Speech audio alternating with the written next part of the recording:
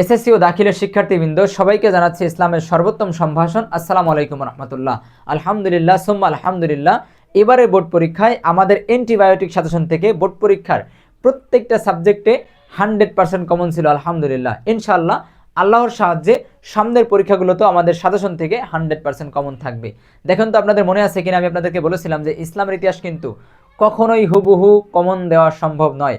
কোনো টিচার আপনাদেরকে বলতে পারবে না যে এই এমসিকিউগুলো আসবে, এই সিকিউগুলো আসবে, এই এসকিউগুলো আসবে। কোনো টিচার সেটা হলফ করে বলতে পারবে না, কারণ এটা সিকিউ এমসিকিউ তথা সৃজনশীল ক্যাটাগরির কোশ্চেন।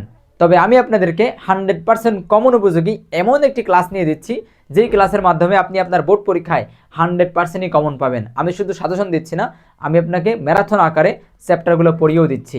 এখন আমরা শুরু করব প্রথম চ্যাপ্টারের সবচেয়ে গুরুত্বপূর্ণ কনসেপ্ট, যেখান থেকে বিগত বছরের কোশ্চেন টানা হয়েছে এবং সামনের পরীক্ষাগুলোতেও এখান থেকে কোশ্চেন টানার পসিবিলিটি অনেক বেশি।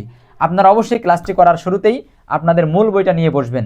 আমি মূল বই আপনাকে মার্কিং করে করে হাইলাইট করে করে আপনাকে পড়াবো এবং তথ্য আঙ্গিকে যে সিকোয়েন্সটা প্রয়োজন এবং যে ব্যাখ্যাটা প্রয়োজন সেটা আপনাকে আমি বলে দিব এবং এর প্রেক্ষাপটটা আমি আপনাদেরকে বলবো এবং আমরা সবচেয়ে গুরুত্বপূর্ণ তথ্যগুলো হাইলাইট করব। আপনারা সাথে সাথে হাইলাইট করবেন এবং ক্লাসটা করবেন।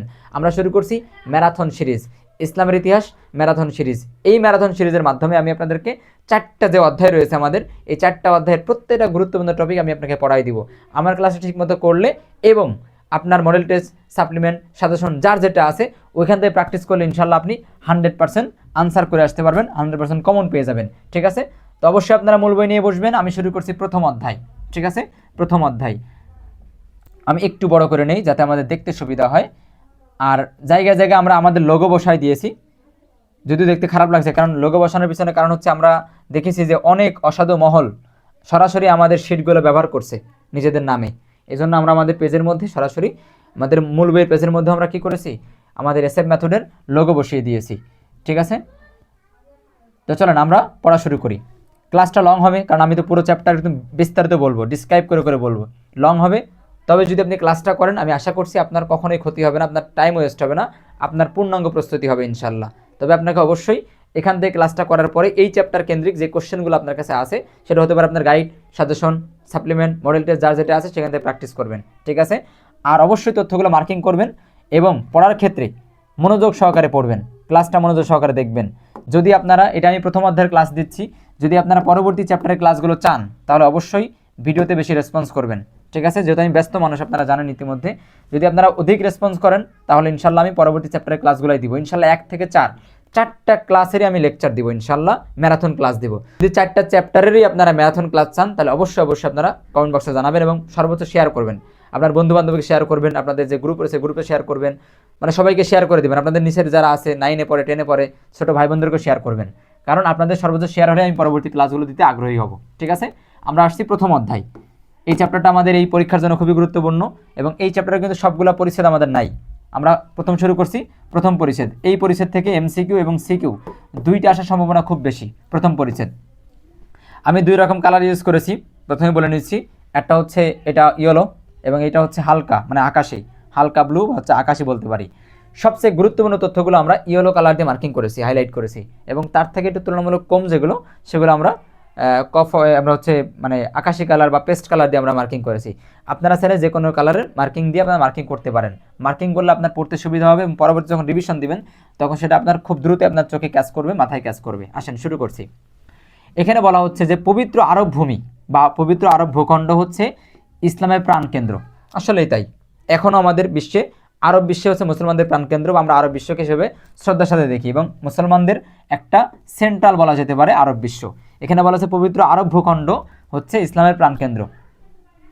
ভৌগোলিক অবস্থান পর্যালোচনা করলে দেখা যায় যে আরব মরুভূমিটা বা আরব ভূমিটা ইউরোপ, আফ্রিকা, এশিয়া মহাদেশের মিলনস্থলে অবস্থিত, মানে 3টা মহাদেশের সেন্ট্রালে অবস্থিত।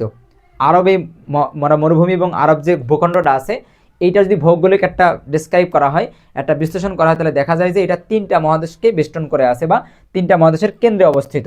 ঠিক আছে, 3টা মহাদেশ যেখানে মিলিত হয়েছে সেখানে এটা অবস্থিত, আরব ভূখণ্ড বা আরব মরুভূমি।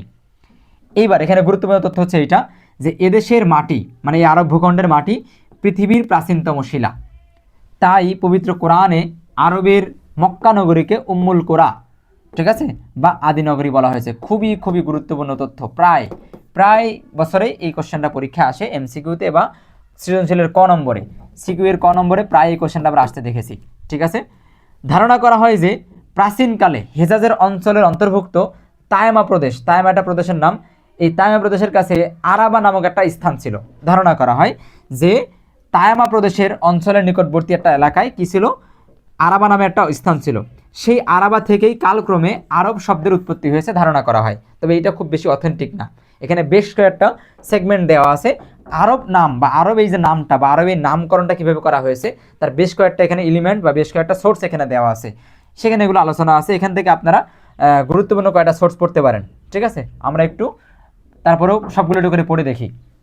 এখানে বলা হচ্ছে ধারণা করা হয় যে প্রাচীনকালে হেজাজ অঞ্চলের অন্তর্ভুক্ত, মানে হেজাজের অন্তর্ভুক্ত অধীনস্থ তায়ামা প্রদেশের কাছে আরামা নামে একটা স্থান ছিল, যেই নামের থেকেই আশা করা হয়, ধারণা করা হয় যে ওই নাম থেকেই কি কালক্রমে আরব শব্দটির উৎপত্তি হয়েছে অনেকে মনে করেন। আবার কেউ কেউ মনে করেন যে ইয়ারাবা শব্দটা হচ্ছে ইয়ারাবা থেকে আরব শব্দের উৎপত্তি। কেউ কেউ মনে করেন ইয়ারাবা শব্দ থেকে আরব শব্দের উৎপত্তি। ইয়ারাবা ছিল কাহাতানের পুত্র, ইয়ারাব ছিল কাহাতানের একটা ছেলে ছিল, ছেলের নাম। আর কাহাতান ছিল দক্ষিণ আরবীয়দের পূর্বপুরুষ। তাহলে দক্ষিণ আরবীয়দের পূর্বপুরুষ ছিলেন কি কাহাতান, ওই কাহাতানের ছেলের নাম ছিল ইয়ারাবা। এই কাহাতানের নাম ছেলের নাম মানে ইয়ারাবার নাম অনুসারে আরব নামের উৎপত্তি হয়েছে বলে কেউ কেউ মনে করেন। অন্য একটি তথ্য থেকে জানা যায় যে হিব্রু ভাষায় প্রচলিত আবহার, যার সমর্থক শব্দ হচ্ছে কি আরব, যা আরব শব্দের সমর্থক শব্দ। আবহার শব্দটা হিব্রু ভাষার শব্দ, যার সমর্থক অ্যারাবিক শব্দ হচ্ছে আরব। আরব শব্দ এবং আবহার শব্দটি সমর্থক বাংলা শব্দ হলো মরুভূমি। মানে আরব শব্দ এবং আবহার এই দুটো শব্দেরই সমর্থক বাংলা মানে পারিভাষিক শব্দ হচ্ছে মরুভূমি। অপরদিকে পাশ্চাত্যের লোকজন তারা আরবীয়দের সারাসিনী, ঠিক আছে, খুব গুরুত্বপূর্ণ তথ্য বলে অবহিত করেন। সাহারা শব্দ থেকে উৎপন্ন সারাসিনী শব্দের অর্থ হলো মরুভূমি। সারাসিনী শব্দের অর্থ হচ্ছে মরুভূমি। আবার আরব শব্দের আবিধানিক অর্থ হলো বাগ্মিতা, এটাও গুরুত্বপূর্ণ। তাই এই যে এতগুলো সেগমেন্ট আছে এখানে, এতগুলো রিসার্চের মাধ্যমে একসময় আস্তে আস্তে দেশের এই অঞ্চলের নাম কি হয়ে গেছে, আরব হিসেবে অবহিত হয়েছে। ঠিক আছে, এবার আসেন আরবের ভূ প্রকৃতি। খুব বেশি বিস্তারিত বলা সম্ভব না, কারণ পরীক্ষার আগের দিন যদি আমি 26 ঘন্টা ক্লাস দিই সেটা কি খারাপ মানে ভালো দেখাবে, ভালো দেখাবে না। এই জন্য আমি অল্প করেই ক্লাস দিচ্ছি, শর্ট করে ক্লাস দেওয়ার চেষ্টা করছি। আসেন প্রাচীন আরবদের ভূ প্রকৃতি, ভৌগোলিক অবস্থান বা ভৌগোলিক পজিশনটা কেমন ছিল। দেখেন, পবিত্র আরব ভূখণ্ড পৃথিবীর সর্ববৃহৎ উপদ্বীপ, এই লাইনটা গুরুত্বপূর্ণ। আরব উপদ্বীপটা পৃথিবীর সবচাইতে বড় উপদ্বীপ। ঠিক আছে, এশিয়া মহাদেশের দক্ষিণ পশ্চিমে অবস্থিত এই ভূখণ্ডের 3 দিকে সমুদ্র। এশিয়া মহাদেশের দক্ষিণ পশ্চিমে অবস্থিত, তাহলে আরব এই ভূখণ্ড বা আরব মরুভূমি এশিয়া মহাদেশের দক্ষিণ পশ্চিমে অবস্থিত এবং এর 3 দিকে সমুদ্র দ্বারা বেষ্টিত এবং একদিকে স্থল দ্বারা বেষ্টিত। তার মানে এর 3 দিকে সমুদ্র। মনে করেন এটা হচ্ছে আরব ভূখণ্ড, এটা হচ্ছে আরব ভূখণ্ড, এর 3 দিকে কি রয়েছে, সাগর। 3 দিকে সাগর রয়েছে এবং একদিকে কি রয়েছে, স্থল রয়েছে। ঠিক আছে, একদিকে স্থল দ্বারা বেষ্টিত, তাই এই ভূখণ্ডকে জাজিরাতুল আরব বা আরব উপদ্বীপ বলা হয়। এই দুইটা লাইন খুবই খুবই গুরুত্বপূর্ণ। আমি আগে আপনাদেরকে বলেছি যেগুলো ইয়েলো মার্কিং করা আছে সেগুলো বেশি গুরুত্বপূর্ণ। এর পূর্ব দিকে পারস্য উপসাগর, কার পূর্ব দিকে, এই ভারত এই যে আরব মানে ভূখণ্ড আছে, এই আরব ভূখণ্ডের পূর্ব দিকে পারস্য। দেখেন মনে রাখা সহজ, পূর্ব পারস্য, পথে পূর্ব পথে পারস্য। তাহলে পূর্ব দিকে পারস্য উপসাগর, পশ্চিমে লোহিত সাগর, উত্তরে সিরিয়া মরুভূমি এবং দক্ষিণে ভারত মহাসাগর অবস্থিত। ঠিক আছে, তবে ভূপ্রকৃতির দিক থেকে আরব মরুভূমি সিরিয়া এবং মেসোপটেমিয়া মরুভূমির অঞ্চলের অংশ ছিল। ধারণা করা হয় আরব মরুভূমির সারা মরুভূমির অন্তর্ভুক্ত ছিল। লোহিত সাগরের তীরবর্তী একটানা পর্বতমালাকে আরব মরুভূমির মেরুদণ্ড বলা হয়, আরব অঞ্চলের মেরুদণ্ড বলা হয়। এটা খুব গুরুত্বপূর্ণ। এটা অলরেডি মানে 25 সালে একটা ক নম্বর কোশ্চেন এসেছিল, 25 সালের একটা ক নম্বর কোশ্চেন এটা এসেছিল। এখান থেকে আর পড়া দরকার নাই। ঠিক আছে, আমরা অনেক কিছু স্কিপ করব। প্রথম পেজটা খুব গুরুত্বপূর্ণ ছিল, দ্বিতীয় পেজে এগুলো খুব একটা মানে জরুরি না। আপনারা জাস্ট একবার করে রিডিং পড়তে পারেন সময় সাপেক্ষ অনুসারে। যদি সেরকম সময় মেনটেন করতে পারেন তাহলে একবার করে রিডিং পড়তে পারেন। আর যদি এই দ্বিতীয় নম্বর পেজে রিডিং পড়তে না চান তাহলে এই লাইনটা পড়বেন, মরুভূমির ঝড়কে বলা হয় সাইমুম। মরুভূমির ঝড়কে বলা হয় সাইমুম। এবং আধুনিক ইয়ামেনের রাজধানী হচ্ছে সানা। ঠিক আছে, আধুনিক ইয়ামেনের রাজধানী হচ্ছে সানা এবং ইয়ামেন এবং সানা এটা হচ্ছে আরবের সবচেয়ে সুন্দর এবং স্বাস্থ্যকর, সবচেয়ে উর্বর এবং স্বাস্থ্যকর স্থান হচ্ছে এইটা, আর এটা হচ্ছে হেজাজ। ঠিক আছে, যদি কোশ্চেনে অপশনে যদি এমসিকিউতে যে ইয়ামেন থাকে এবং সানা থাকে তাহলে আপনি হেজাজ দিবেন না, আর ইয়ামেন বা সানা যদি আপনার কোশ্চেনের অপশানে না থাকে তাহলে আপনি হেজাজ দিবেন। ঠিক আছে, আরবের সবচেয়ে অন্যতম সুন্দর এবং স্বাস্থ্যকর জায়গা হচ্ছে ইয়ামেনের সানা, এবং আধুনিক ইয়ামেনের রাজধানী হচ্ছে সানা। এখান থেকে এই তথ্যগুলো গুরুত্বপূর্ণ। ঠিক আছে, আমরা তো আমাদের লোগো বসাই দিয়েছি প্রত্যেকটা পেজে, এরপরও অনেক অসাধু আছেন যারা আমাদের লোগো তুলে দিয়ে, ঠিক আছে, আমাদের শিট আমাদের সাজেশন বাইরে তাদের মতো করে তারা ব্যবহার করছে। ঠিক আছে, সমস্যা নাই, করুক। আসেন পরবর্তী, আরবের ফসলাদি এবং প্রাকৃতিক সম্পদ। এখানে একটু গুরুত্বপূর্ণ তথ্য আছে, যেমন খেজুর আরবদের প্রধান খাদ্য, এটা আমরা আগে থেকে জানি যে খেজুর হচ্ছে আরবদের প্রধান খাদ্য, তাই না? খেজুর ছাড়া তাদের জীবন ধারণ করা ছিল কষ্টকর। খেজুর গাছ আরবের বৃক্ষরানী হিসাবে খ্যাত, এটা গুরুত্বপূর্ণ। খেজুর গাছ আরবদের বিখ্যাত, মানে খেজুর গাছ হচ্ছে আরবদের বৃক্ষরানী হিসেবে খ্যাত বা খ্যাতি লাভ করেছে। স্থানীয় লোকজনের বহুবিধ প্রয়োজন ছাড়াও খেজুরের বীজ চূর্ণ করে, স্থানীয় লোকজন কি করে, খেজুর খায় তাদের খাদ্য নিবারণের জন্য। এছাড়াও স্থানীয় লোকের বহুবিধ প্রয়োজন ছাড়াও খেজুরের বীজ চূর্ণ করে উটের খাদ্য হিসেবে ব্যবহার করা হয়। খেজুর গাছের মিষ্টি রস আরব বেদুইনদের অন্যতম পানীয়, এই লাইনটা গুরুত্বপূর্ণ। খেজুর গাছের মিষ্টি রস, ঠিক আছে, আরব বেদুইন যারা হচ্ছে মানে মরুভূমিতে যাযাবর মতো করে যারা জীবনযাপন করে, এদের একটা অন্যতম পানীয়, মানে পানীয় হচ্ছে কি, অন্যতম পানীয় হচ্ছে খেজুরের রস। এবং এখানে বলা আছে ঘোড়ার খাদ্য হিসাবে কি বার্লি চাষ করা হয়, এটাও গুরুত্বপূর্ণ। আপনারা কিন্তু এই লাইনটা পড়বেন, এটা রিডিং করতে হবে। ঠিক আছে, এই পয়েন্টটা রিডিং করতে হবে, গুরুত্বপূর্ণ পয়েন্ট।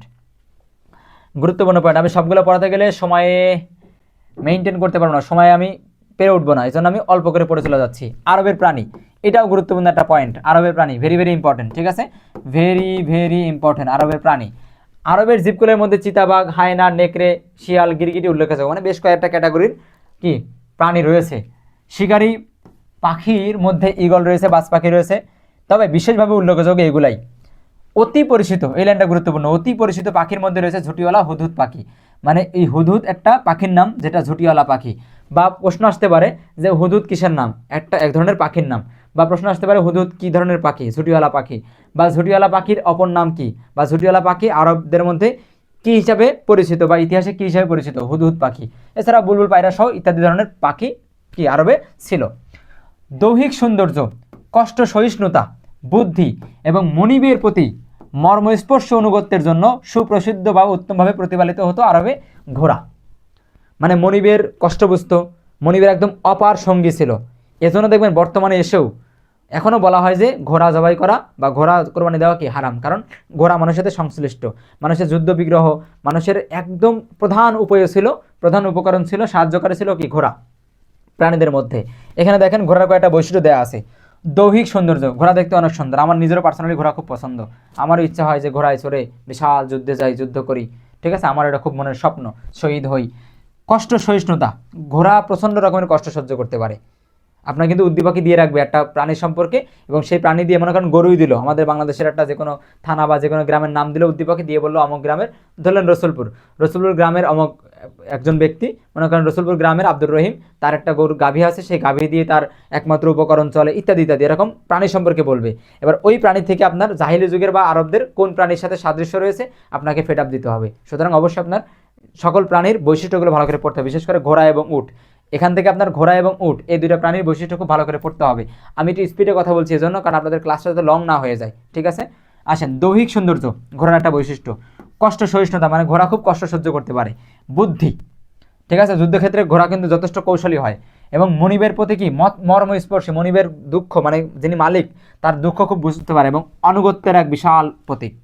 ঘোড়া এক জায়গায় রেখে যাবে, সেখানে থাকবে, এবং বাড়ি ঘর চিনে সেটা আবার নিজস্ব কোনো লোকেশন অনুপাতে সেটা আবার বাসায় চলে আসে, বা মনিবকে খুব আনুগত্যের সাথে দেখে আর কি। এজন্য উত্তমভাবে, সুপ্রসিদ্ধভাবে এবং উত্তমভাবে প্রতিপালন করা হতো কি আরবীয় ঘোড়া। এটা ছিল একটা দৃষ্টান্ত, একটা উদাহরণস্বরূপ। এবং দ্বিতীয় গুরুত্বপূর্ণ কি, উটের সাহায্য ছাড়া মরু অঞ্চল কখনোই মানুষের বসবাসযোগ্য হয়ে উঠতে পারতো না। সবচেয়ে গুরুত্বপূর্ণ, আরবীয়দের সবচেয়ে গুরুত্বপূর্ণ প্রাণী হচ্ছে উট, তারপরে ঘোড়া। উট ছিল যাযাবরদের ধাত্রীসম, ঠিক আছে, মানে মায়ের সমান। ঠিক আছে, এবং দেখেন উত্তপ্ত মরুভূমিতে উট ছিল আরবদের একমাত্র যাতায়াতের বাহন, মানে একমাত্র বাহন, যানবাহন।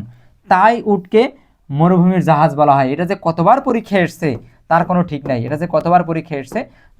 নাই, এছাড়াও কিন্তু উটের চামড়া, উটের হচ্ছে যে পা, দুধ, এগুলো অন্যান্য কাজে ব্যবহার করা হয়, সেটা কিন্তু এখানে বলা আছে, আপনারা একটুখানি পড়ে নেবেন।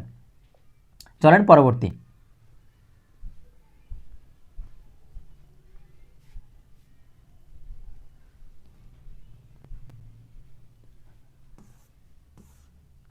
এরপরে আসেন মিশরীয় সভ্যতা। এটা মোস্ট ইম্পর্টেন্ট, প্রত্যেক পরীক্ষার জন্য মোস্ট ইম্পর্টেন্ট একটা টপিক, মিশরীয় সভ্যতা। আমরা এখানে ভেরি ভেরি ইম্পর্টেন্ট বলছি মিশরীয় সভ্যতা। দেখেন, প্রাচীন মিশরীয় সভ্যতা পৃথিবীর ইতিহাসে সুসমৃদ্ধ সভ্যতা।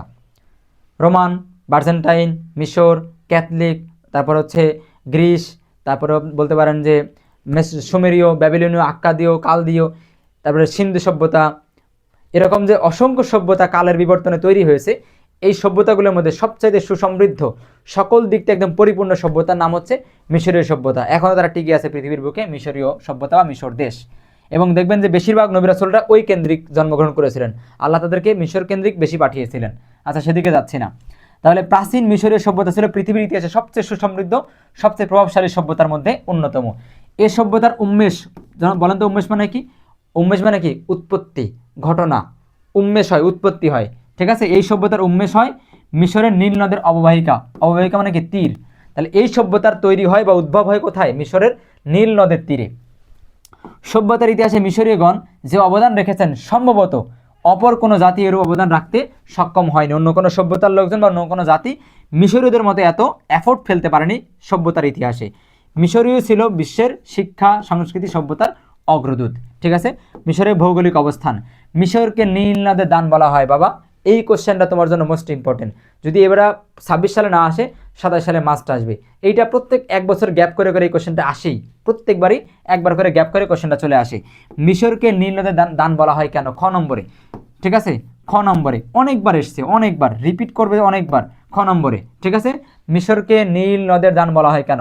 এখানে বলা হচ্ছে কি মিশরকে নীল নদের দান বলা হয় কারণ মরুভূমিতে পরিণত হওয়া মিশর, মিশর তো মরুভূমি, এই মরুভূমিতে পরিণত হওয়া মিশর নীল নদের প্রভাবেই জুন থেকে অক্টোবর মাসের মধ্যে উর্বর জমিতে পরিণত হয়। কিভাবে? এ সময়ে নীল নদের উভয় তীর প্লাবিত হয়, পানি বেড়ে যে প্লাবিত হয়, প্লাবিত হয়ে উভয় তীর কি হয়ে যায়? প্লাবিত হয়ে যায়, পানিতে পরিপূর্ণ হয়ে যায়।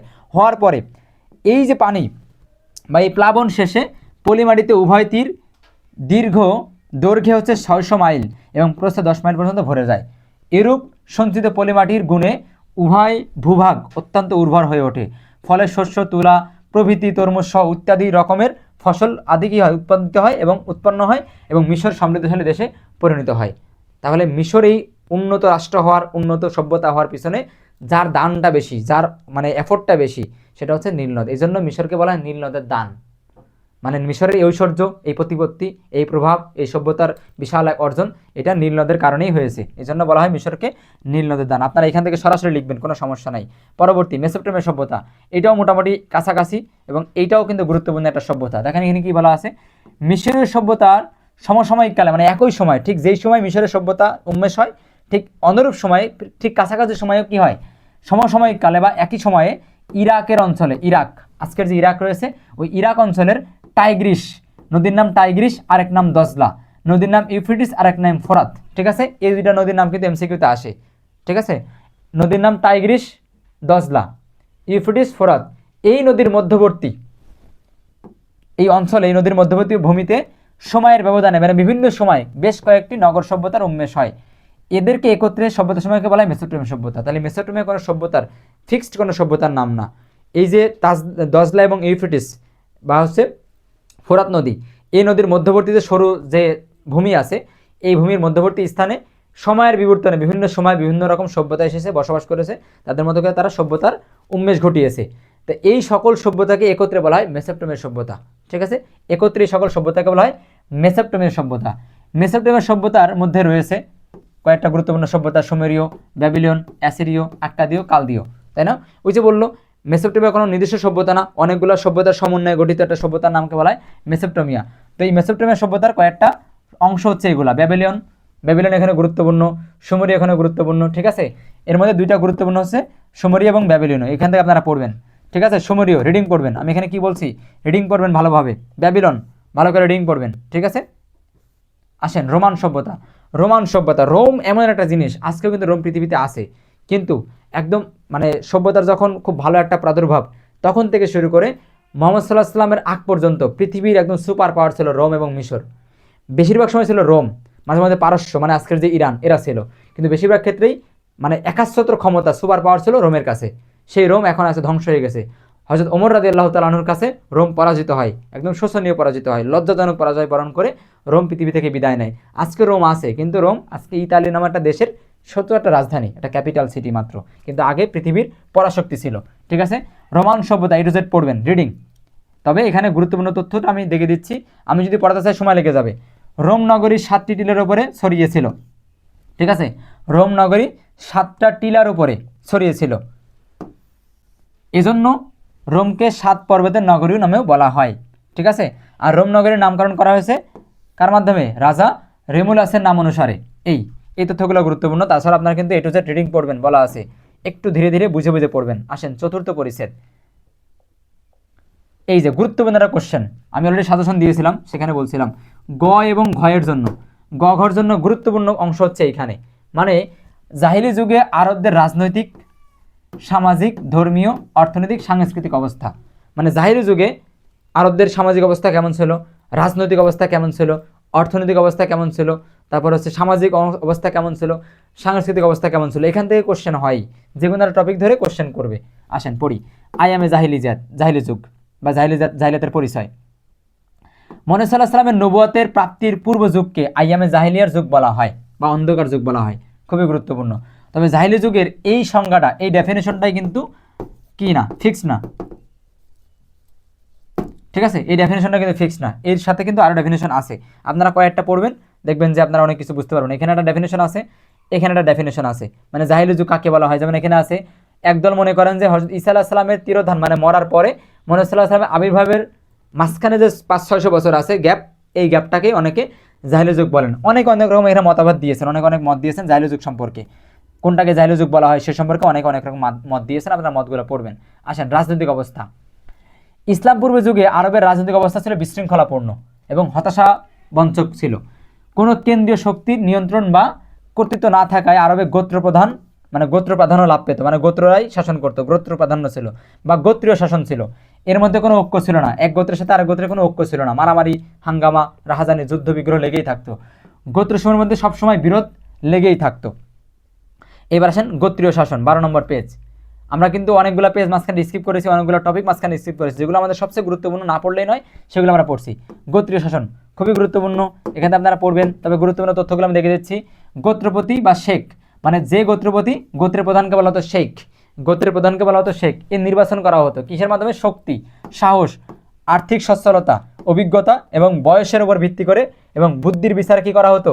শেখ বা গোত্রপ্রধানকে নির্বাচন করা হতো। যেহেতু গোত্রপ্রথা ছিল, গোত্রপ্রধানই ওই গোত্রকে শাসন করত, এবং কেন্দ্রীয় কোনো সরকার ছিল না, এবং পারস্পরিক গোত্রগুলো কলহ, বিদ্রোহ, যুদ্ধ এগুলো লিপ্ত ছিল। ঠিক আছে, যুদ্ধে এগুলো লিপ্ত ছিল। তবে এই যে গোত্রের একজন নেতা বা লিডার, যাকে সুপ্রিম পাওয়ার দেওয়া হতো, তাকে একটা নির্বাচনের আওতায় নিয়ে আসা হতো, এবং এই নির্বাচনটা করা হতো কয়েকটা ক্যারেক্টারিস্টিক্সের উপর ভিত্তি করে, কয়েকটা যোগ্যতার উপর ভিত্তি করে। সেগুলো হচ্ছে কি? শক্তি, সাহস, অভিজ্ঞতা, বয়স, বুদ্ধি, এগুলোর উপর ভিত্তি করে কি করা হতো? নির্বাচনটা করা হতো। মাঝখানে আরও অনেক তথ্য আছে, আপনারা পড়বেন। ঠিক আছে, এবং গোত্রের মানসম্মান রক্ষা করার জন্য তারা রক্তপাত করতে দ্বিধাবোধ করতো না। এবং এখানে আরেকটা তথ্য আছে, আপনারা পড়বেন, আশা করছি আগেই পড়েছেন। সামাজিক অবস্থা, আমরা পড়লাম রাজনৈতিক অবস্থা, এবং পড়ব সামাজিক অবস্থা। ইসলাম পূর্বে যুগে আরবদের সামাজিক জীবন অনাচার, পাপাচার, দুর্নীতি, কুসংস্কার, অরাজকতা, মানে যা যা ছিল সেটাকে জাহিলি যুগে তো এমনি বলা হয় নাই, একদম পাপের সর্বোচ্চ শিখরে এরা পৌঁছে গিয়েছিল। এখানে আপনারা একটুখানি পড়বেন, সহজ জিনিস আমি পড়ছি না। কৌলীন্য প্রথা, এটা রিডিং করবেন, কৌলীন্য প্রথা রিডিং করবেন। এখান থেকে গুরুত্বপূর্ণ টপিক হচ্ছে নারীর অবস্থান, মানে জাহিলি যুগে নারীর অবস্থানটা কেমন ছিল। আপনারা জানেন যে নারীদের কোনো সামাজিক মর্যাদা ছিল না। আপনারা পড়বেন, সহজ জিনিস, আমি এটা পড়তেছি না, তাহলে কঠিন জিনিস আমার কিন্তু সময় পাবো না আমি। তো আপনারা এখানে পড়বেন ভালো করে, তারপরে আমি বলছি যে নারীর অবস্থা কেমন ছিল।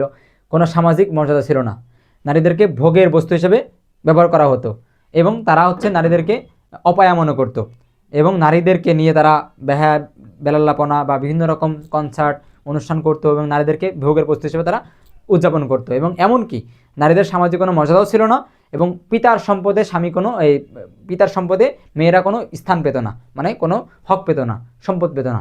এছাড়াও সবচেয়ে একটা ঘৃণ্যত কাজ এবং খুব হৃদয় বিদারক কাজ হচ্ছে এই, যে তারা যদি কন্যা সন্তান জন্মগ্রহণ করতো, তাহলে মনে করতো তারা এটা তাদের জন্য একটা অমঙ্গল ব্যাপার। তারা ওই কন্যা সন্তানকে কথা বলতে পারে, হাঁটতে পারে, কাঁদতে পারে, কন্যা সন্তানকে তারা সরাসরি মরুভূমি বালির মধ্যে নিয়ে যেয়ে বালিচাপা দিয়ে হত্যা করত। এরকম পৈশাচিক অত্যাচার তারা করতো, বা তারা এরকম মানে একটা ব্যাকডেটেড বা কী বলা যায় সবচেয়ে ঘৃণিত একটা মানে মানসিক পেইন বা মানসিক একটা বিশৃঙ্খলার মধ্যে তারা জীবনযাপন করতো, যেখানে তারা নিজের সন্তানকে মেয়েকে তারা হত্যা করতো, নিজেরা জীবন্ত পুঁতে ফেলতো। এইটা এখানে আছে। এবং নারীদেরকে তারা বিভিন্নভাবেই করতো।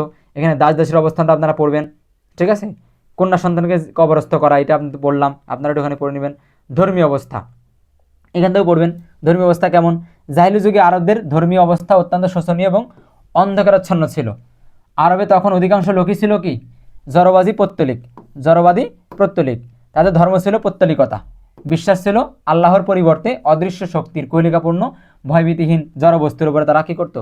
উপাসনা করতো। যেমন চন্দ্র, সূর্য, তারকা, এমনকি বৃক্ষ, প্রস্তরখণ্ড, কূপ, গুহা, এগুলোকে তারা পবিত্র মনে করতো এবং এগুলো তারা কী করতো? তারা পূজা করতো। কিন্তু রিডিং পড়বেন। দেবীদের মধ্যে অন্যতম ছিল আল্লাত, এটা প্রায় কিন্তু এমসিকিউতে আসে। আল্লাত, মানাত, আল উজ্জা, এগুলো ছিল কি দেবীদের মধ্যে সবচেয়ে উল্লেখযোগ্য বা অন্যতম।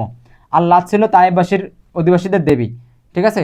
পবিত্র কাবাগৃহ, এমনকি পবিত্র কাবাগ্রহ মানে গৃহেও বা কাবাঘরের মধ্যেও 360টা কি ছিল? মূর্তি ছিল। 360টা মূর্তি ছিল কাবাঘরের মধ্যেই, 360টি মূর্তি ছিল কাবাঘরের মধ্যেও। এবং একটা মূর্তি হচ্ছে সবচেয়ে বড়, কাবাঘরের রক্ষিত মূর্তির মধ্যে সবচেয়ে বড় মূর্তির নাম বা দেবতার মতো বলা হতো ছিল মানে নাম ছিল হবল, ঠিক আছে। সবচেয়ে বড় কাবাঘরে রক্ষিত সবচেয়ে বড় মূর্তি এবং দেবতার নাম ছিল কি? হবল। এটা ছিল মানুষের মতো দেখতে, মানুষ আকৃতির। এই অর্থনৈতিক অবস্থা, আরবের অধিকাংশ অঞ্চল ছিল কি মরুময়, অনুর্বর, মানে সেখানে চাষাবাদ হতো না, তাই না? হতো না।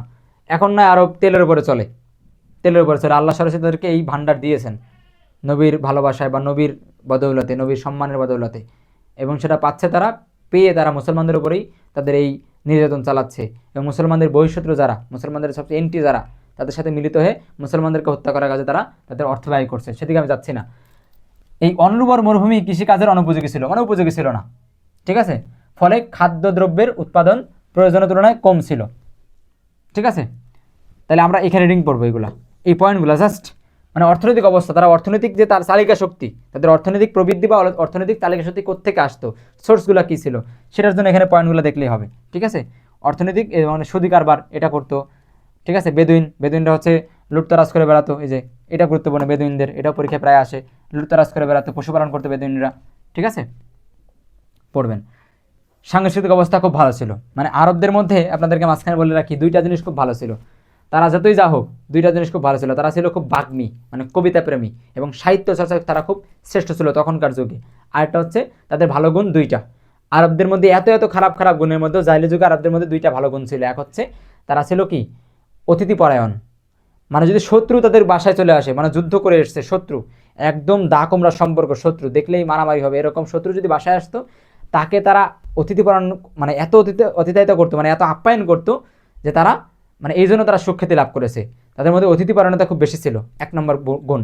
আরেকটা গুণ কি, তারা ছিল কবিতা প্রেমী, মানে সাহিত্যপ্রেমী, এবং তাদের সাহিত্যের জ্ঞান গর্ভ বাগ্মী এটা ছিল খুবই উচ্চ লেভেলের। এই দুটা ভালো গুণ ছিল তাদের মধ্যে। এখানে দেখেন পড়ার মতো অনেক কিছু আছে, জাস্ট আমি একটু বলছি। যুদ্ধের ঘটনা, বংশগৌরব, বীরত্বপূর্ণ কাহিনী, যুদ্ধের বিবরণ, উটের বিস্ময়কর গুণাবলী ছাড়াও নারীর প্রেম প্রেম যৌবন, যৌন সম্পর্কিত এইসব বিষয়ে তারা কি করতো? গীতিকাব্য রচনা করতো। যদি কোশ্চেন হয় যে আরবদের হচ্ছে যে সাহিত্য চর্চার বিষয়গুলো কি, মানে কোন বিষয়ের উপর ভিত্তি করে তারা সাহিত্য চর্চা করতো, তাহলে এগুলো আসবে, ঠিক আছে।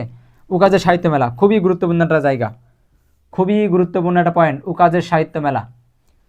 প্রাক ইসলামী যুগে আরবদের অন্যতম প্রধান বৈশিষ্ট্য ছিল বাগ্মিতা, তারা ছিল বাগ্মী, ঠিক আছে। জিব্বার অফরন্ত বচন টচন গেল, ঠিক আছে।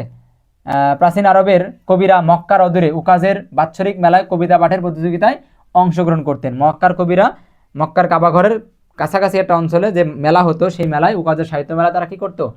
তারা হচ্ছে কবিতা পাঠের প্রতিযোগিতায় অংশগ্রহণ করতো। উকাজের বাৎসরিক সাহিত্য সম্মেলনে পাঠিত 7টি ঝুলন্ত কবিতাকে আসসাবাউল মোয়াল্লাকাত বলা হয়, এটা খুব গুরুত্বপূর্ণ, সাবাল মোয়াল্লাকাত। এবং আরেকটা তথ্য হচ্ছে হিট্রি, মানে পিকে হিট্রি, ঠিক আছে, পিকে হিট্রি উকাজের সাহিত্য মেলাকে একাডেমিক ফ্রাঞ্চাইজি বলে আখ্যায়িত করেছেন, ঠিক আছে। পিকে হিট্রির এই তথ্যটা বা এই উক্তিটা খুবই গুরুত্বপূর্ণ, প্রায় পরীক্ষায় দেখা যায়। আসেন পঞ্চম পরিচ্ছেদ, রাসূলুল্লাহ সাল্লাল্লাহু আলাইহি ওয়াসাল্লাম আবির্ভাব। তো এটা আপনারা পড়বেন, এই জায়গা কিন্তু গ ঘর জন্য আপনার খুব লাগবে, ঠিক আছে। গ ঘ আপনারা অনেকে আছেন গ ঘ সুন্দর করে গোছায় লিখতে পারেন না, কী যে লেখেন, উদ্দীপক লিখে রেখেন, উদ্দীপক লেখা যাবে না।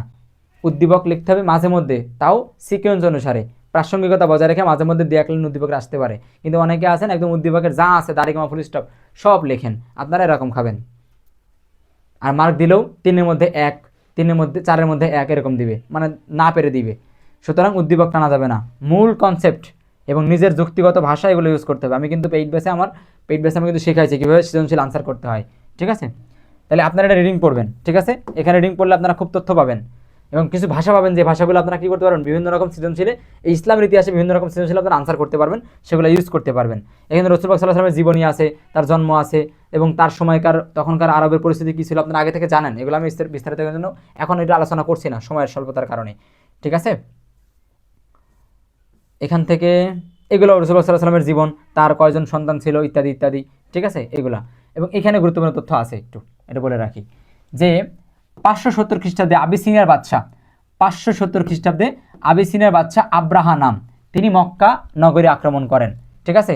কারণ তিনি একটা মক্কা ঘর বানিয়েছিলেন, কাবা ঘর বানিয়েছিলেন, কাবা ঘরের আদলে বানায় সবাইকে আহ্বান করেছিলেন, আসো আসো তোমরা আমার এখানে হজ করতে আসো। কারণ প্রত্যেক বছরে হজের মৌসুমে বিভিন্ন দেশ থেকে, বিভিন্ন অঞ্চল থেকে মানুষজন মক্কায় আসতো এবং মক্কা অঞ্চলে মানুষের খুব ব্যবসা বাণিজ্য হতো, তাই না? তো এইটাকে মানে লোভনীয় একটা বিষয় দেখে আব্রাহা কী করে, তিনি নিজে একটা কাবাঘর তৈরি করে, নিজের মতো করে করে, মানে কাবাঘর তারা সুন্দর করে আয়োজন করে করে মানুষকে আহ্বান করে। কিন্তু মানুষ তো আসলে সৌন্দর্য দেখে যাবে না, মানুষ হচ্ছে ধর্মীয় কারণে যাবে, এটা একটা অ্যাট্রাকশন। তো মানুষের কেন্দ্র ছিল কিন্তু কাবা, মানুষ কাবাতে আসতো, হজ করতো, ঘুরতে আসতো। কিন্তু এই জিনিসটাকে লুফে নেওয়ার জন্য, এই জিনিসটাকে তার দিকে ঘোরায় নেওয়ার জন্য, এই অর্থনৈতিক প্রবৃত্তিটাকে নিজের আওতায় আনার জন্য আব্রাহা একটা কাবাঘর তৈরি করে এবং সবাইকে আহ্বান করে, আসো তোমরা আমার এখানে আসো। সেখানে তারা ভালো কাবা আমি তৈরি করেছি, কিন্তু কেউ সেখানে যায় না। পরে এই কাবাকে একদম ধ্বংস করে দেওয়ার জন্য আব্রাহা কী করে, 570 সালে রাসূল পাক সাল্লাল্লাহু আলাইহি ওয়াসাল্লাম যেই বছরে জন্মগ্রহণ করেন সেই বছরে বিশাল হাতির বাহিনী নিয়ে, সাদা সাদা হাতির বাহিনী নিয়ে কী করেন, আক্রমণ করেন। কোথায়? কাবাঘরে আক্রমণ করেন।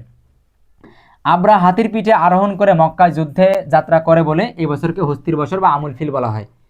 রাসূল পাক সাল্লাল্লাহু আলাইহি ওয়াসাল্লাম যেই বছরে জন্মগ্রহণ করেছেন 570 সাল, এই সালটাকে বলা হয় আমুল ফিল, মানে হস্তির বছর। কেন বলা হয়?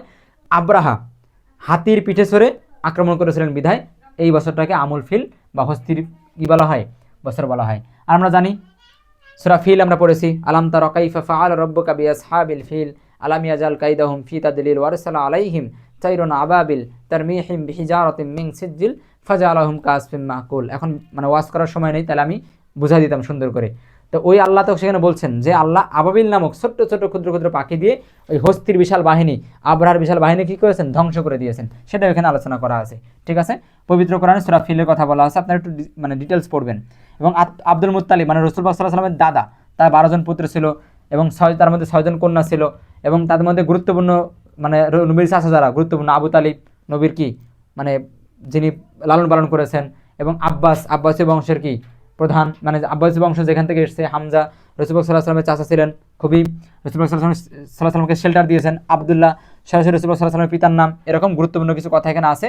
এবং তার পিতা হচ্ছে আব্দুল্লাহ হচ্ছে আব্দুল ওহাবের কন্যা, আমিনাকে বিবাহ করে, তার মানে কি রাসূল সাল্লাল্লাহু আলাইহি ওয়াসাল্লামের নানার নাম কি, আব্দুল ওহাব। এরকম বিস্তারিত তথ্য এখানে আছে, আপনারা এখানে পড়বেন। আমার সময় সংক্ষেপের জন্য আমি খুব দ্রুত পড়ে চলে যাচ্ছি। তার প্রাথমিক জীবন, কবে কোথায় কীভাবে জন্মগ্রহণ করেন, সে সময় আরব বিশ্বের অবস্থা কেমন ছিল ইত্যাদি এখানে আছে, একটুখানি পড়বেন। মুহাম্মদ সাল্লাল্লাহু আলাইহি ওয়াসাল্লামের নামকরণ, ঠিক আছে, বক্ষ বিতরণ, প্রথমবার কখন হয়, কত বছর বয়সে হয়, সিরিয়া আগমন, এটা গুরুত্বপূর্ণ আছে। সিরিয়া আগমন 12 বছর বয়সে বালক মুহাম্মদ সাল্লাল্লাহু আলাইহি ওয়াসাল্লাম চাচা আবু তালিবের সাথে ব্যবসার উদ্দেশ্যে 582 খ্রিস্টাব্দে বাণিজ্যের উপলক্ষে সিরিয়ায় গমন করেন। এবং সিরিয়া যখন গমন করেছিলেন সেই সময় সিরিয়ার যাত্রাকালে পাদ্রি বুহাইরা নামক একজন ব্যক্তি আছেন, পাদ্রি আছেন, খ্রিস্টিয়ান পাদ্রি, তিনি প্রথম মুহাম্মদ সাল্লাল্লাহু আলাইহি ওয়াসাল্লামকে নবী হিসাবে চিনতে পারেন। রসুলের বৈশিষ্ট্য, রসুলের চেহারা দেখে, নাম শুনে তিনি বুঝতে পারেন যে ইনি ভবিষ্যৎ নবী হবে। তার নাম আছে পাদ্রি বুহাইরা। প্রশ্ন আসতে পারে, কে রাসূলুল্লাহ সাল্লাল্লাহু আলাইহি ওয়াসাল্লামকে দেখে প্রথম চিনতে পারেন মুহাম্মদ সাল্লাল্লাহু আলাইহি ওয়াসাল্লাম হিসেবে, নবী হিসাবে? পাদ্রি বুহাইরা। কোথায়? সিরিয়া গমনকালে, মানে রাসূলুল্লাহ সাল্লাল্লাহু আলাইহি ওয়াসাল্লাম যখন রাসূলুল্লাহ সাল্লাল্লাহু আলাইহি ওয়াসাল্লাম সিরিয়ায় ছিলেন। আমি একটু দ্রুত কথা বলছি, হ্যাঁ, দুঃখ প্রকাশ করছি, দ্রুত বলতে হচ্ছে আমাকে। আলামিন উপাধি খুবই গুরুত্বপূর্ণ। বাল্যকাল থেকে মুহাম্মদ সাল্লাল্লাহু আলাইহি ওয়াসাল্লাম ছিলেন শান্ত, চিন্তাশীল, নরম স্বভাবের মানুষ এবং সত্য কথা বলতেন সর্বদা। সৎ, আদর্শ, দেশপ্রেমিক, একানিষ্ঠ, চিন্তাশীল, ভদ্র। মানে আমি তাকে কোন বিশেষণ দিব, আমার সাধারণ জ্ঞানের মধ্যে সেটা নেই। রাসূলুল্লাহ সাল্লাল্লাহু আলাইহি ওয়াসাল্লামের জ্ঞান, গর্ভ, তার চিন্তাশক্তি, তার বুদ্ধি, তার বিশ্লেষণ, তার চরিত্র সম্পর্কে বলার মতন জ্ঞান আমি শাহজালাল ফারহানের নেই। তিনি এত মহান ছিলেন। তো তার এই সত্যবাদিতা, তার এই নরম স্বভাব, তার এই ভালো চরিত্রের কারণে মক্কার লোকজন তাকে আল আমিন উপাধি দিয়েছিলেন, বা আল আমিন উপাধি বলে ডাকতেন, বা আল আমিন বলে ডাকতেন। ঠিক আছে। হারবুল ফুজ্জার, হারবুল ফুজ্জার এটা যুদ্ধের নাম। চাচা আবু তালিবের সঙ্গে সিরিয়া থেকে মক্কায় ফিরে আসার কিছুদিন পরে শুরু হয় বিখ্যাত মেলা। এই মেলায় জুয়া খেলা, ঘোড়দৌড়, কাব্য প্রতিযোগিতা নিয়ে শুরু হয় বিশাল ভয়াবহ যুদ্ধ। এই যুদ্ধকে হারবুল ফুজ্জার নামে পরিচিত আর কি। এই যুদ্ধ 5 বছর স্থায়ী হয়েছিল, একটা যুদ্ধ 5 বছর হয়েছিল।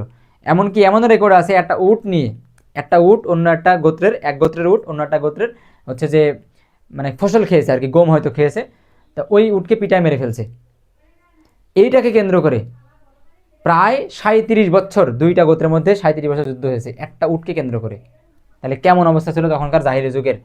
আমি বললে অনেক কথা আপনাকে গোছাই বলতে পারি, অনেক সময় দরকার। ইসলামের ইতিহাস আসলে ভিতর থেকে পড়া দরকার, ঘটনাগুলো মনে করা দরকার।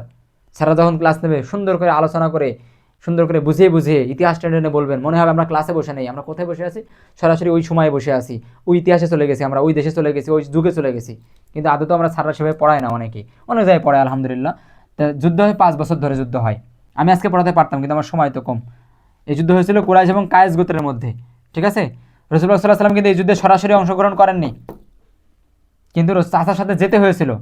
ঠিক আছে, যেতে হয়েছিল। এবং এই যুদ্ধে তিনি মানে নিক্ষিপ্ত যে তীর হতো বা তীর পড়ে যেত, সেই তীরগুলো মানে মানে সংগ্রহ করে এসে রাসূলুল্লাহ সাল্লাল্লাহু আলাইহি ওয়াসাল্লামের হাতে মানে চাচার হাতে দিতেন, এই আর কি, এছাড়া কিছু না। হিলফুল ফুজুল খুবই গুরুত্বপূর্ণ একটা বিষয়, সংগঠন, রাসূলুল্লাহ সাল্লাল্লাহু আলাইহি ওয়াসাল্লামের তৈরি করা সংগঠন। ফুজ্জার যুদ্ধের বিভৎসতা, সহিংসতা দেখে তার মন অত্যন্ত ব্যথিত হয়ে পড়ল। তিনি আর্তপীড়িত, অসহায়, গরিব, দুর্বল ও অত্যাচারিতকে জালিম এবং ধনীদের হাত থেকে রক্ষা করার জন্য, আরবের শান্তি বজায় রাখার জন্য কতিপয় শান্তির প্রিয় ভালো ভালো মানুষ, ঠিক আছে, যুবকদের নিয়ে, কিছু ভালো ভালো যুবকদেরকে নিয়ে তিনি একটি কমিটি গঠন করেন। ইতিহাসে সেটা হিলফুল ফুজুল বা শান্তি সংঘ নামে পরিচিত। এই সংগঠনের 5টা উদ্দেশ্য ছিল, খুবই গুরুত্বপূর্ণ এই উদ্দেশ্যগুলো।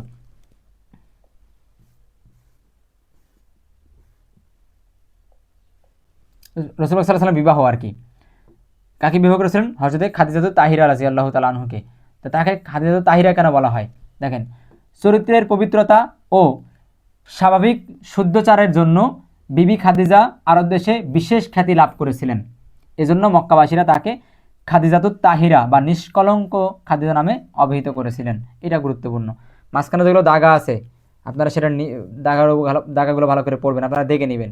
ঠিক আছে, আপনারা দেখে নেবেন। আর পেইড বেসে আমরা এগুলো পড়াই দিছি এবং শিটও দিয়ে দিছি, এবং এখান থেকে এমসিকিউ বের করে দিয়েছি, সিকিউ বের করে দিয়েছি। এখন আপনাদের তো সব কিছু দেওয়া সম্ভব না, এটাই করতেছি, এটা আপনাদের জন্য অনেক, মানে আমাদের ব্যস্ততা অনুপাতে আমরা পেইড বেসে ছাড়া, মানে পেইড বেসের জিনিসগুলো বাইরে খুব একটা আমরা ওপেন করি না, তো আপনাদের জন্য করছি। ঠিক আছে। রাসূলুল্লাহ সাল্লাল্লাহু আলাইহি ওয়াসাল্লাম 40 বছর বয়স যখন ছিল খাদিজা তখন তাকে বিবাহ করে, এগুলো এখানে বলা আছে। এবং রাসূলুল্লাহ সাল্লাল্লাহু আলাইহি ওয়াসাল্লামের কন্যা সন্তান, পুত্র সন্তান কয়জন ছিল সেগুলো এখানে বলা আছে।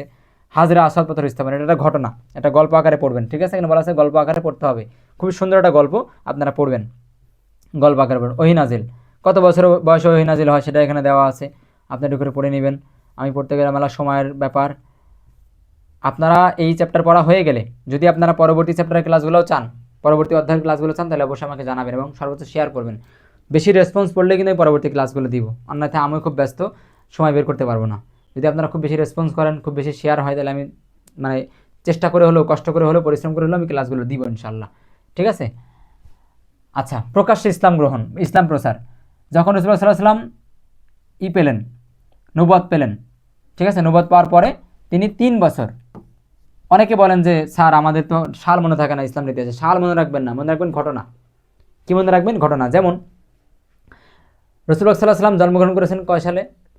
570। এই একটা সাল মনে রাখবেন, আর একটা সাল মুখস্থ করবেন না, সব ঘটনা, ঘটনা ধরবেন।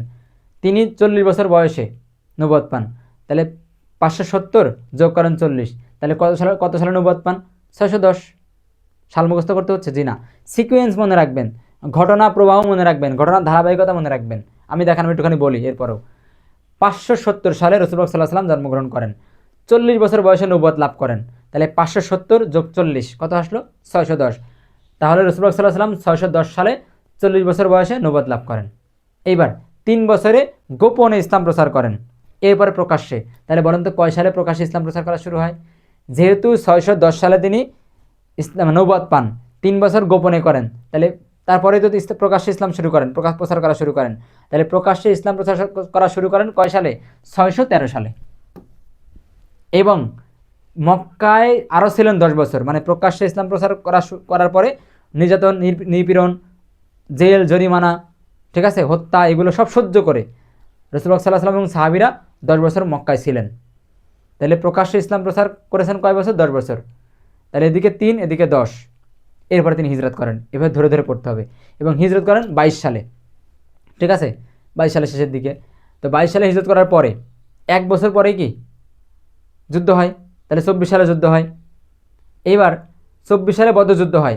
বদরযুদ্ধে হেরে যাওয়ার পরে, কাফেররা যখন বদরযুদ্ধে হেরে গেল, এই লজ্জাজনক হারের পরে তারা প্রতিশোধ নেওয়ার জন্য 1 বছরের মাথায় আবার যুদ্ধ করতে আসে। তাহলে কয় সালে ওহুদ যুদ্ধ হয়? 25 সালে। এইভাবে ঘটনা ধরে ধরে পড়তে হবে, ঠিক আছে। আবিসিনিয়া হিজরত, এটা গুরুত্বপূর্ণ। আবিসিনিয়া হিজরত, এটা গুরুত্বপূর্ণ। মানে রাসূলুল্লাহ সাল্লাল্লাহু আলাইহি ওয়াসাল্লাম এবং সাহাবীরা প্রথম যে মদিনায় হিজরত করেন তা না। মদিনায় হিজরতের আগেও কিন্তু রাসূলুল্লাহ সাল্লাল্লাহু আলাইহি ওয়াসাল্লামের সাহাবীরা আবিসিনিয়া নামক একটা দেশে হিজরত করেছিলেন। আবিসিনিয়া প্রথম এবং দ্বিতীয়বার হিজরত করে মুসলমানগণ প্রমাণ করেন যে সত্য ধর্ম ইসলামের জন্য তারা যে কোনো রকম কোরবানি করতে প্রস্তুত।